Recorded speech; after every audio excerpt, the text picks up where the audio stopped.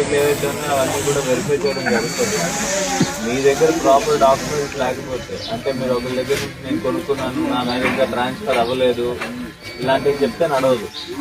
మీ పేరు మీద బైక్ ఉండాలి ఖచ్చితంగా.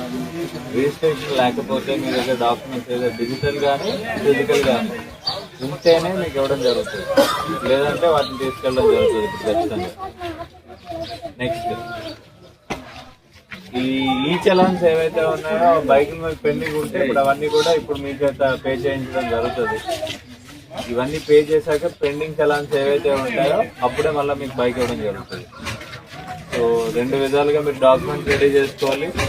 మీ బైకుల మీద ఏమైనా చలాన్లు పెండింగ్ ఉంటే దానికి పేమెంట్ కూడా ఇంటికి డబ్బులు తీసుకోవచ్చు, లేకపోతే ఫోన్పే అన్నా కానీ చేయడానికి రెడీగా ఉండాలి మీరు. థర్డ్, హెల్మెట్ అవేర్నెస్ అసలు చాలా తక్కువ ఉంది టౌన్లో.